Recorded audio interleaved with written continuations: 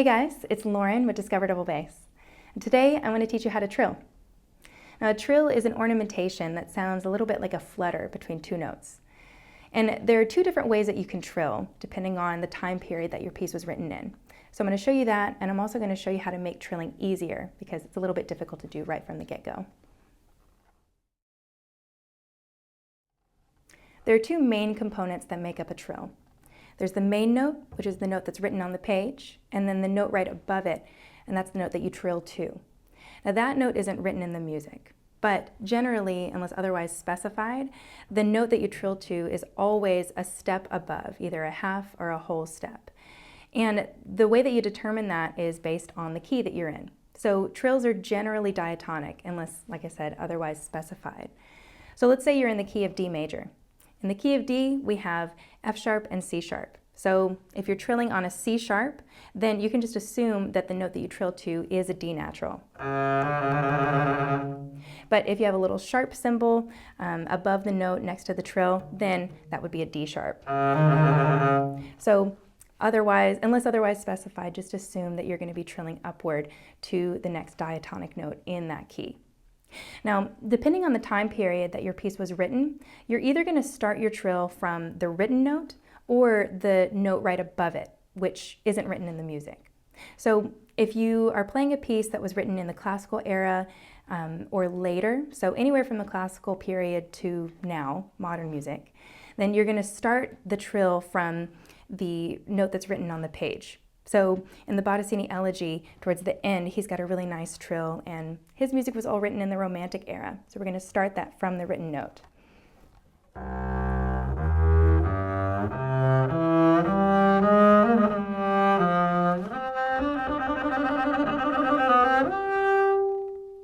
So that trill is written over a C natural here. The next note in the scale is a D, so we start that trill on the C natural and then trill upward to D. Now, we never trill downward, so I'm never going to trill from the written note to the next note lower in the scale. It's always upward.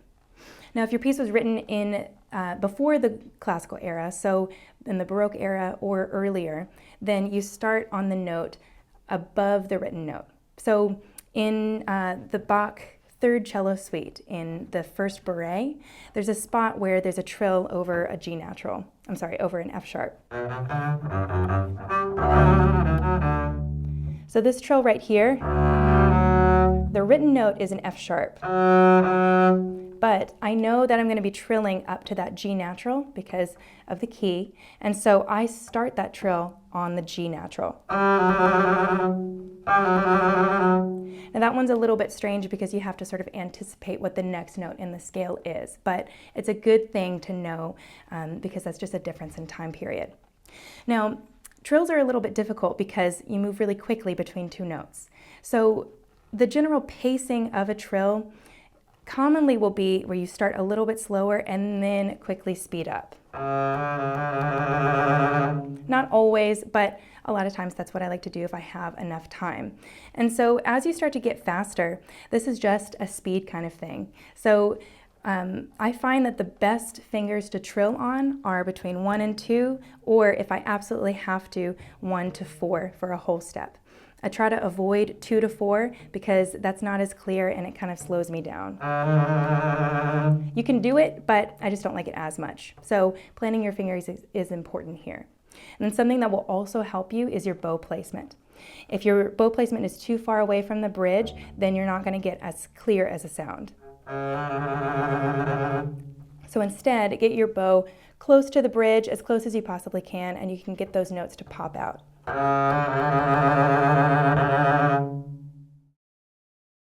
So I hope that this helped. Trilling is a little bit tricky at first just because of that quick motion between the two notes, but I hope this helped to make it a little bit easier.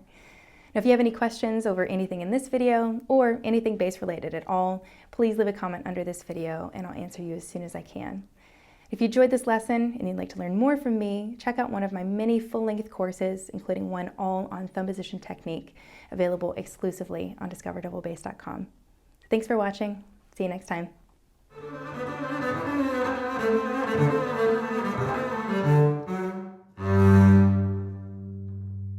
Yeah, trills are cool.